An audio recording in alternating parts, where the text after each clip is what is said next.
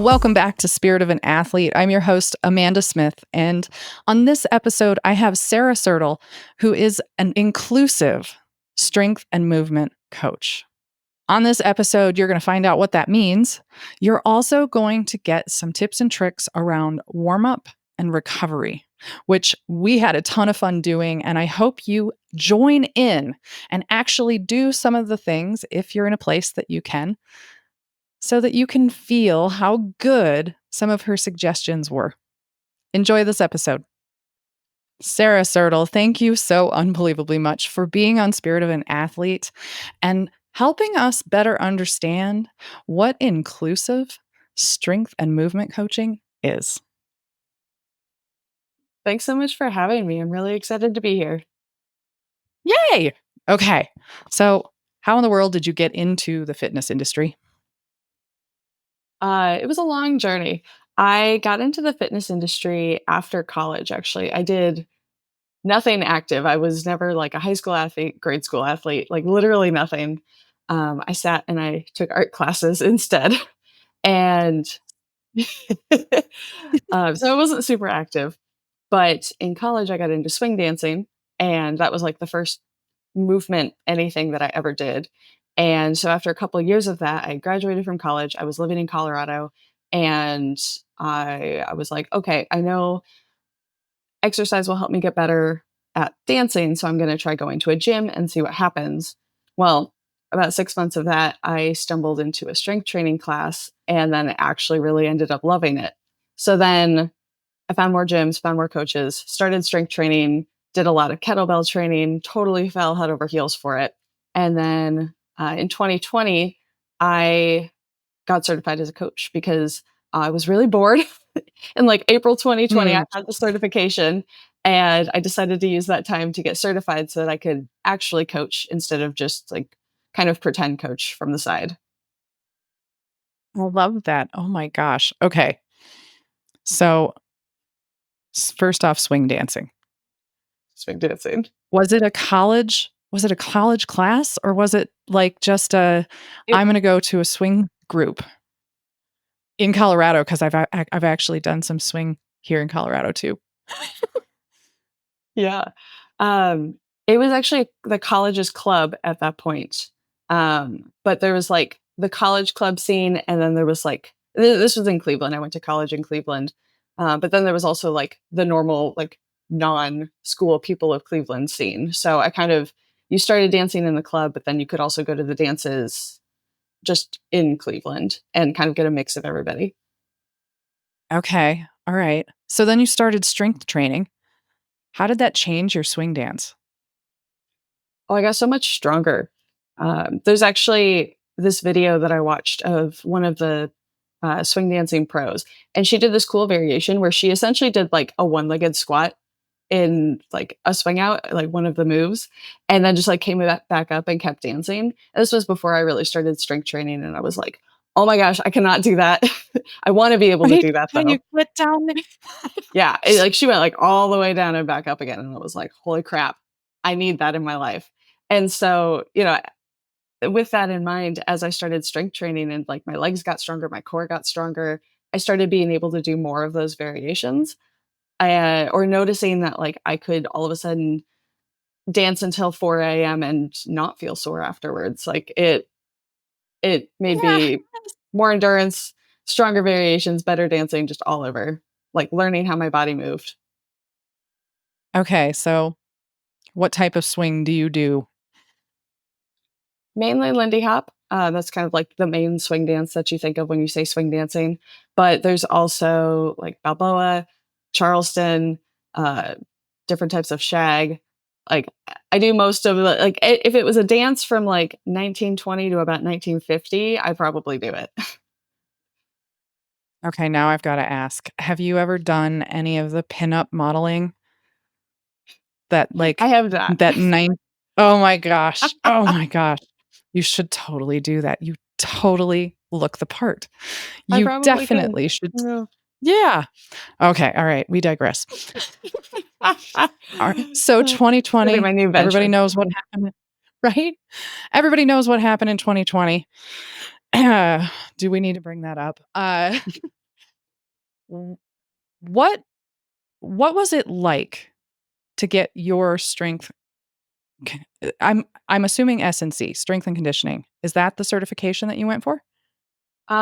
Originally it was group fitness, but then I did just like the NASM CPT, certified personal trainer. But Yep. with like pretty much all of my background is in strength training. And so it was obvious to go Yes. into strength coaching. Right? Okay. So, what in the world was it like during 2020 to accomplish that? Because generally, when we're taking those kind of certifications, we want to go and practice in a gym. And well, in 2020, all the gyms were shut. So, how'd you rock that True. out? I'm guessing this is where kettlebells really came in handy. Oh yeah. Well, the funniest part is for the first like 6 months or so, I couldn't even find a kettlebell because you couldn't That's order right. them. They were You sold couldn't out. find I any couldn't find equipment. them. So I had like 2 at home that I had prior to, uh, prior to March of 2020. And so, I'm, like, practicing all these things, and I've got, like, a small kettlebell, and, like, I think I had resistance bands at that point. So I did Yep. what I could, and, Yep. I could still practice and everything even though it wasn't, like, with a barbell or something that I was used to. I could I could still practice, and I actually kind of didn't hate getting certified in 2020 because I had so much time to read everything and study. Like, I probably learned more in 2020 than I have in, like, all the years since because there was so much time that I went to, like, every fitness webinar I could find. I got multiple certifications. I just, like, absorbed like I was a sponge. Just tell me all of the fitness information I need to know. Right? Yes. Okay, so now you're an inclusive strength and conditioning coach, strength and movement coach, excuse me. What does that mean? So essentially, I coach strength training, but I also coach. I really prioritize movement in strength training. So making sure you're moving through all the different planes of motion, so that you're, doing your normal squats and deadlifts and everything, but you're also moving side to side. You're also twisting your torso, things like that, and getting movement all throughout your body. And then the inclusive part comes in because I really want to make strength training accessible to everybody.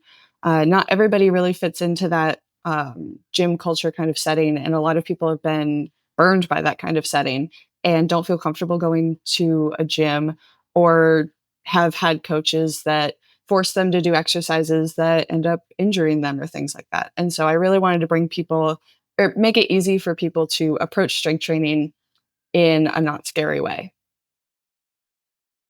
How do you do that? What would be a beginner's class when it comes to getting them into strength training? Do you throw a barbell at them and go, "All right, we're going to start right here," or do you start somewhere else?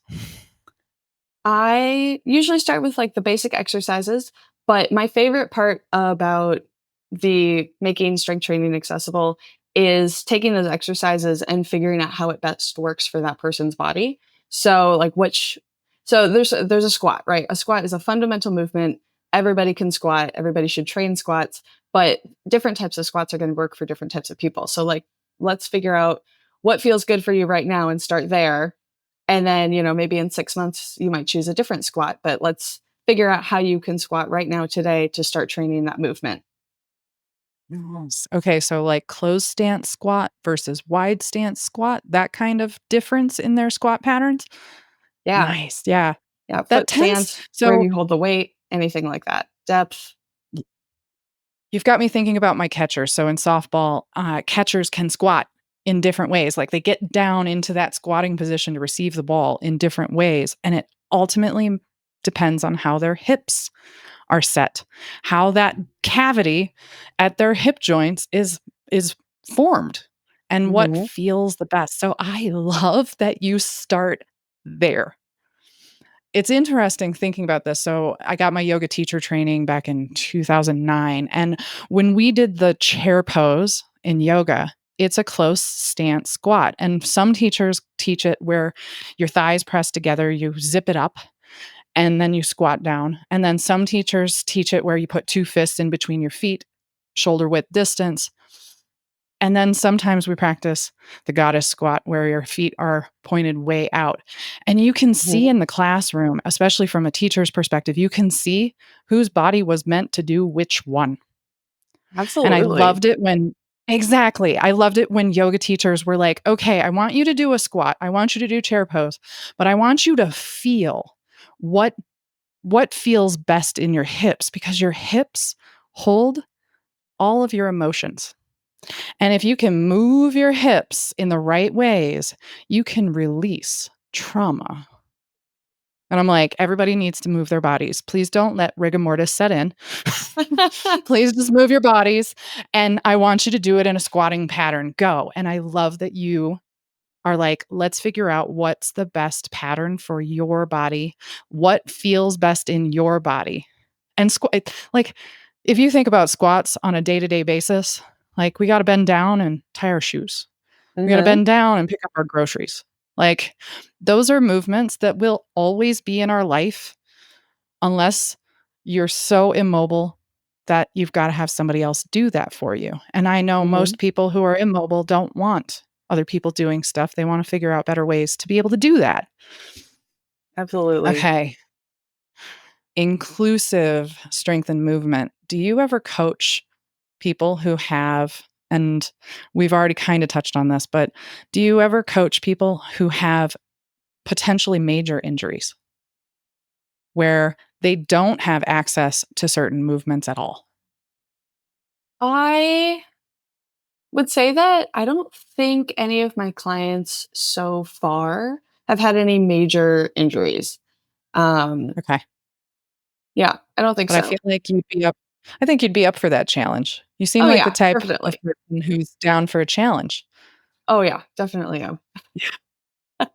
And I love it when we know who the people that we're supposed to be serving is. Some Mhm, people want what I would consider, and this is my opinion, an easier client who's like, "Okay, I need you to put your feet like this and get into a squat." Right? And they're like, "Yes, ma'am." And they just do it. And they don't give any feedback really, which that's where the challenge would be. Uh, mhm, but that would be an easy client. Whereas you and I, it sounds like both like challenges. We like people who are gonna, push back and resist a little bit around, well, that didn't really feel good in my body. How do I do that better? mhm. Right? You're willing to go there. You're willing to discover that for them. So I love this inclusive strength and movement. It actually stresses me out if I don't get feedback from a client. Like, if they just say everything is fine and they don't say, "Wow, I really hate this exercise, Sarah," or, "Hey, this kind of feels uncomfortable." Like, I'm like, "Hey, tell me things. Tell me what you don't like." Like, I invite it. Like, I don't want it, like, I don't want someone to just be like, "Okay, cool. There's my program. Thanks. Bye. See you in a month." It makes me Yes, sad. I ma'am. wanna be more involved than that. I love that. I love that. Some people do and some people don't. I mean, that's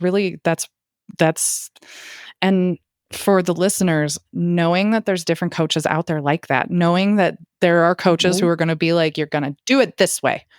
And there are coaches out there who are like, okay, you're going to try it this way. And then you're going to give me feedback. And then we're going to make it better for you in your body because every body is different. Every body is different. right. Right. Okay. I love that you do that. That's it's totally from the art community. My daughter is uber into the arts and I Yes. I am here for it because I was the opposite. I was always an athlete and I loved art, but I never allowed myself to really dive into that side of the world. And now that I'm meeting more artists, I see this happen more often. I'm like, yay. Oh, all right. So strength and movement requires some warm up, I'm guessing. Oh, it does. Okay. What what do you teach about warm up? My favorite way to think about a warm up is you are activating all your muscles to be ready for exercise. And that does not include just like, okay, stretch, okay, stretch, all right, ready to go. Or it also can include, but it shouldn't be limited to just, okay, let's jog on a treadmill for 5 minutes, because that's not doing anything, especially for strength training, to set your muscles up for success. Okay. All right. So in the softball community, I preach dynamic over static stretching. So static stretching is that let's take your arm across your body and hold it there and wait to feel it maybe, or you're probably not feeling it and you're actually having a conversation with somebody across the circle from you. That one. That one. Yeah, yeah. Or let's move our body, make it so that we are actually building some, warmth into our body Mhm. and preparing our body for the thing that we're about to do. Yes. What is your structure or the way that you set people up for success when it comes to their warm up? Because nobody warms up when they're older and they don't have a coach standing right there going, please warm up. I'm saying this as your internet coach. Please warm up before you do Right. exercise. Please. I don't Right? care if you are 20 years old or you are 60 years old, warm ups are super important. Activating those muscles, um, preferably a dynamic warm up, like we were just talking about. I think I try to go in like a few steps, so like a multi-step sort of warm up for my body. So the first step I think of is kind of getting the fluid in your body warmed up and moving, and that could be like rubbing your joints and just like making sure you're feeling it, like getting some warmth in that fluid, moving, making sure that you're like actually warming up the muscles in your body before you get moving by rubbing your joints and some like gentle movement to start with. Okay, I love that you're bringing up the rub your joints because my strength and conditioning coach taught me this one and it blew my mind because I was just like, "Wait, what?" So, he he was like, "You could if you didn't have time to do a proper warm up, you could activate your brain through proprioception. So you're touching every part of your body and you look like you're taking a shower with your clothes on outside or inside in a gym, whatever. But you're scrub to activate the brain, to Hmm. tell the brain, "Hey, I have a foot. Hey, I have legs and hips and a butt." So you got to scrub your butt in order to get there. But I do that as so I'll do a cardio warm up for 5 minutes, bike, rowing, elliptical. I will never run anymore. It's too hard on my old body. There's other factors there. But then the next thing that I do is that scrubby thing where I'm literally rubbing my entire body and I know like I've got some gym mates who are looking at me going, "What is this woman doing? She's not in a shower." It looks weird in a gym, but the more you, Yeah. the less weird it's gonna feel. Exactly, that's why I'm, like, projecting this out into the podcast episode so people know, like, there's what she's doing now. So if Hmm. you're listening, that's what I'm doing. I I'm warming up everything from a physical to a mental perspective. I love that. Absolutely. So from there, what would you have a strength athlete do from their warm up? The next step would be just like activating those stabilizing muscles. So putting yourself in a position where you're really thinking about stabilizing or just like small activating. So I'm not thinking about doing a squat. I'm thinking about the smaller muscles that really matter with strength training before I get into working those bigger muscles. And so my favorite thing to do for this is just like you said, remembering, woo, like you said, remembering that, hey, I have feet and elbows and shoulders and things. You also want to remember that you have core muscles as well. And so I really love using breathing techniques for this, like a forceful exhale or something like that to activate your core. So you can do like a really forceful like, or you could do it in like steps and kind of just like force all of those muscles in your core to be like, oh, hey, you want us to do something now before you use those muscles for all of your strength training exercises. Oh my gosh, I love this. I totally love this. So, especially when it comes to my kids, the younger athletes, they've got no connection to their core. And when you ask them, what is your core? They're like, it's my abdominal muscles. And I'm like, no, your core goes all the way around you like an inner tube. So many more muscles than just your Right? abs. Exactly. But accessing breath, that quick ha kind of, I mean, when I just did that, and y'all go ahead. Those of you who are listening and want to participate in this one, make a ha sound and you'll feel everything activate in your core. I love that because there's no thought behind it. You just do it. Oh, Mhm. that's genius, Sarah. Okay. All right, what's next? Next is some mobility movements. So you want to warm up those muscles. You want to get those joints warmed up. This is going to kind of depend on whether your body is like a full body workout or whether you're focusing on lower body or upper body. A couple of those key areas that I think about hitting are my feet and ankles. I love foot mobility exercises. They're so great. I love hip mobility exercises. I mean, your hips control like everything. If you've Mm, got funky hips, it's going to ripple down to your toes. It's also going to ripple up to your head. So, hip yeah. mobility is really important. And shoulder and thoracic spine mobility is also really important because we don't understand sometimes how much restriction we can get around our shoulders and our upper back. And so, making sure that that area feels nice and loose and mobilized can really kind of help a lot of those sticky points that people find. Okay, I love that you went from the feet up. Is that what you normally do? Do you usually have people start at their feet and then get their hips involved and then their shoulders? Oh, that's Yes, juicy. That's that's what I definitely do. part of your swing dancing. Uh, Oh, yeah. okay. I learned from my husband who's in the military that feet are of the utmost importance. They carry you through this world as long as you have the ability to walk. Yes, absolutely. What what is an example of a mobility drill that you would do for feet and ankles? Okay, so my favorite foot mobility exercise is called a corkscrew, and it looks really weird to do it, but essentially you get barefoot and you can do this with your pinky toe. I usually do it with my big toe. You dig your big toe into the ground so it's stuck there, and then you try to fan your foot out as much as possible. So you're feeling that stretch between every single toe. And then Mhm. you put your heel down, you lock it in, and then you can do some taps with the other toe just to keep your body moving.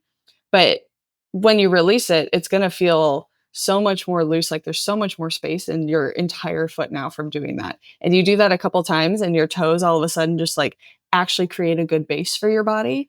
Because as your toes spread, you're going to have that really nice stable base. So you're going to feel more stable when you do all your strength training exercises. Okay, I was just running through this in my brain like, okay, so women, if you're at work, you're gonna kick your heels off. And then I was like, you know what? Women don't wear heels that much anymore. I love that fact Thank because our goodness. feet are at the toe beds.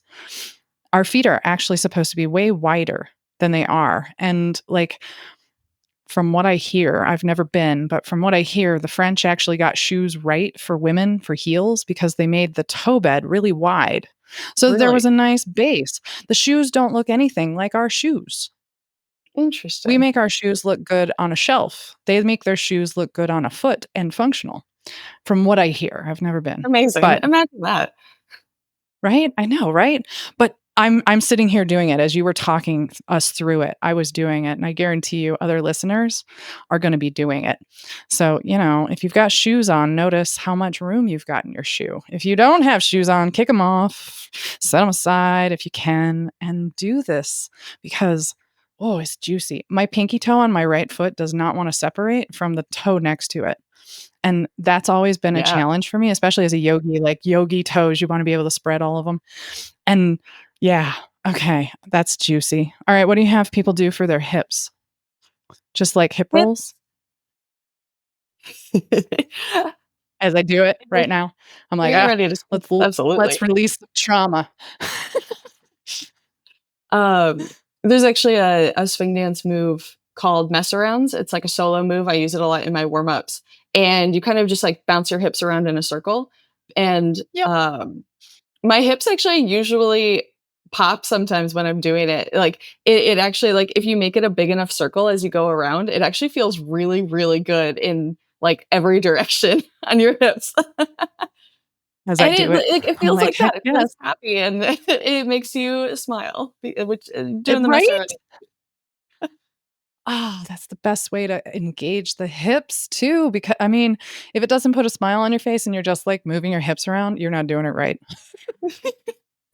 Your body did not it was just like, "Nah, you just moved your body. Move it in a way that makes you feel good." Not an Alright, official let's mobility talk exercise, but it feels great. right, that doesn't matter. You're taking things from all areas of life that you've learned, and you just gave me a new one that I get to use now, so thank you.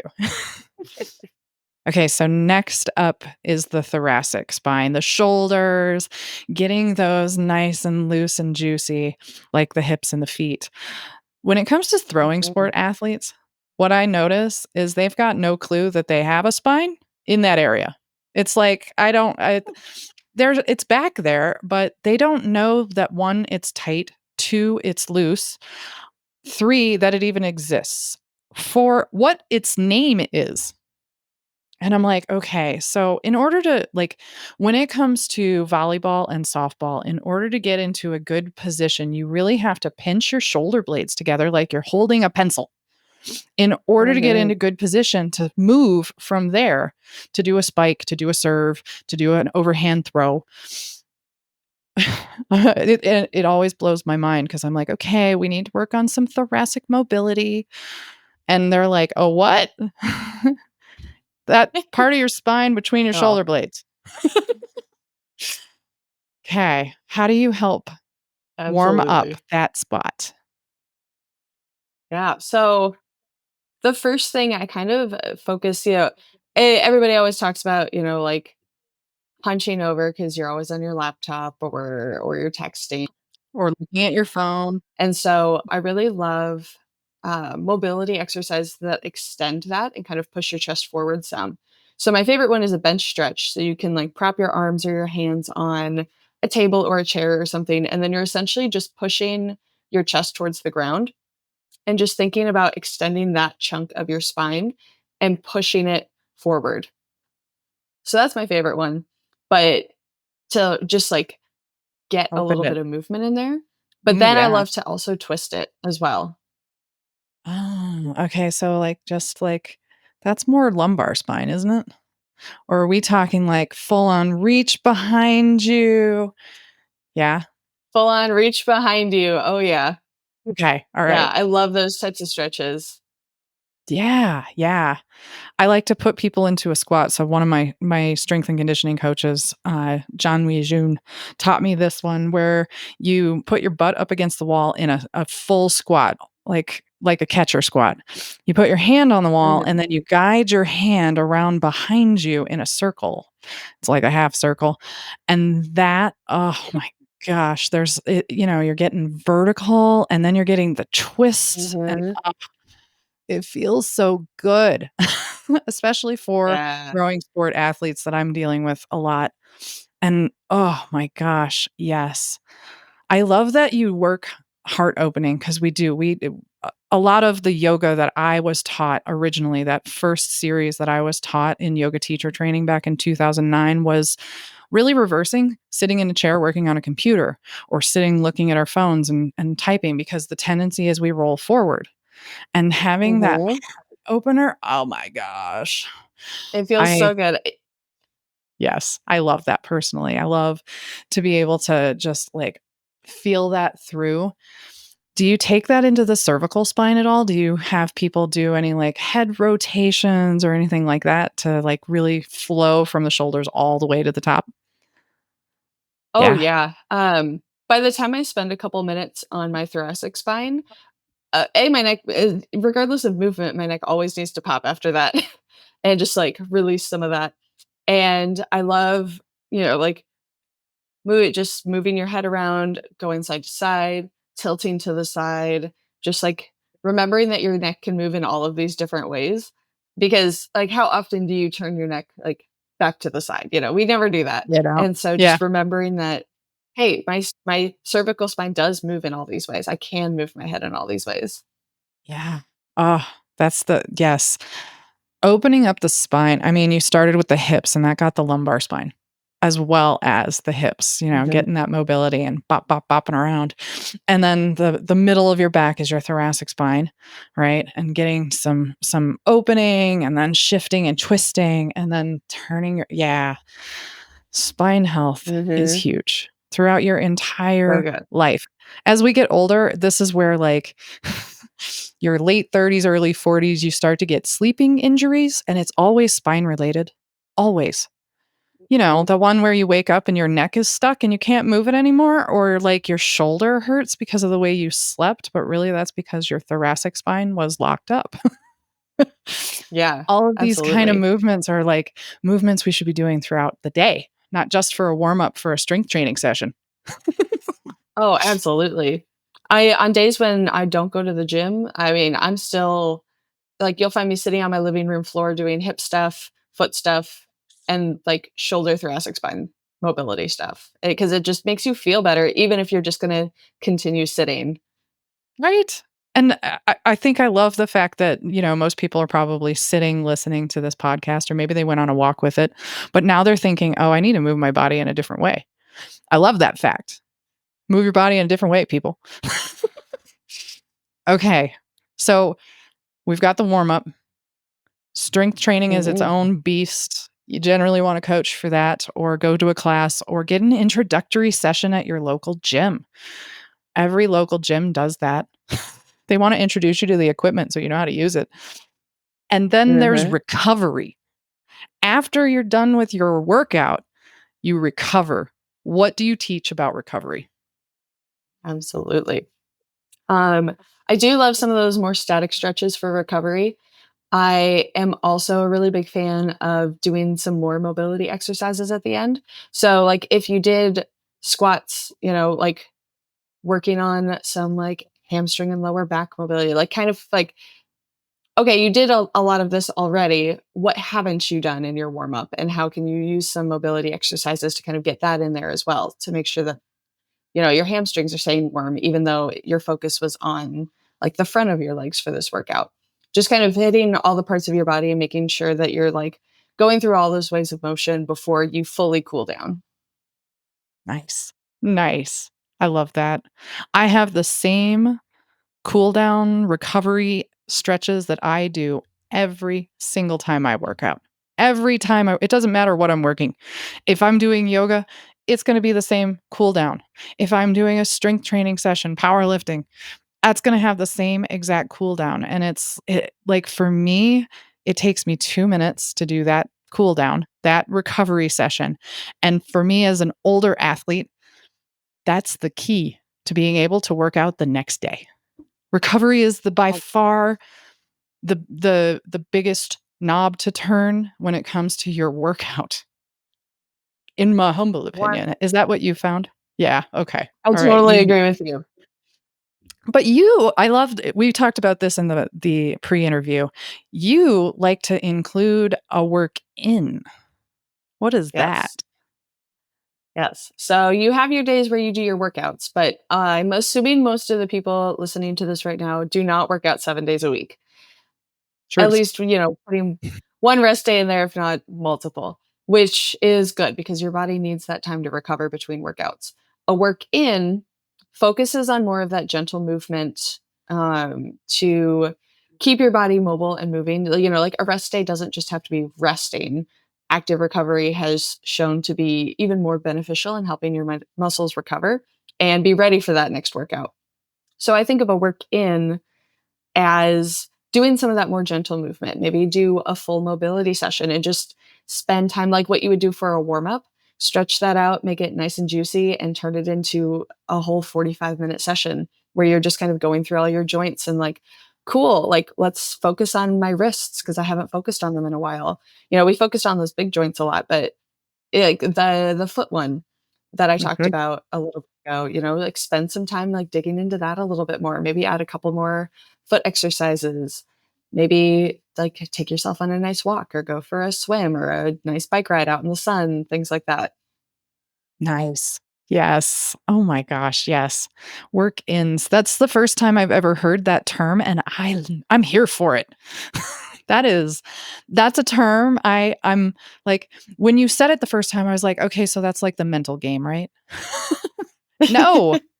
No, it's like the workouts that are recovery workouts that we should be doing that are Mhm. active recovery. I love, love, love, Mhm. love. Yes. Yeah. Oh, you have me thinking about, like, some of the foot things that I do on my work-in days is, I have this Nurbly roller. It's got, like, little teeth on it, and I roll my foot over it. It's at the Yes. beginning, it's kinda tickly, could be painful depending on how your feet are, but again, like, my husband teaching me that foot health is, like, of the utmost importance. I spend a lot of time on my feet, massaging my feet. My husband gets foot massages. Like, it's a thing.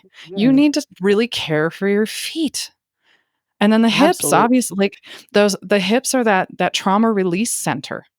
Like, if you know you've got some traumas you're dealing with, move your hips, people. Swing dance. Swing dance. I mean, there's Right? other dances that maybe have some more hip movement than swing dancing. Swing dancing is more bounce, but maybe try Yes. salsa. Really want West that Coast hip movement. swing. Or West Coast swing, yeah, absolutely. Body rolling. Uh-huh. Oh my gosh. All right. Sarah, where in the world can people find you on the internet so that they can potentially work with you on all of these things that we talked about today, from warm-ups to the strength training to the movements that you specifically mentioned, and then obviously this recovery and work-ins piece? Where can they find you? Luckily, I have a super unique last name, and so you can find me through that. So Siertle.com is my website. You can find me at Sarah Siertle on pretty much every platform, and I talk about this stuff all the time in my content, so there's always more to see if you follow me there. Oh, yes.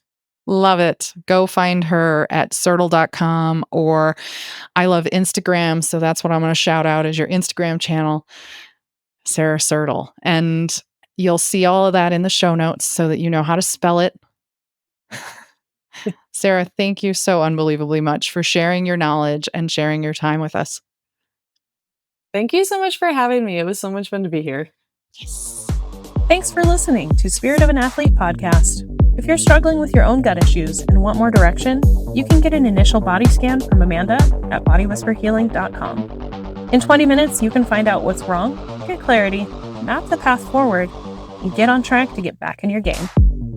If this episode hits the spot, please let us know by rating, reviewing, and sharing it with a friend. Subscribe now to hear more inspiring stories from other female college athletes who overcame their health issues. Want more, Amanda? Get inspired by finding more at bodywhisperhealing.com.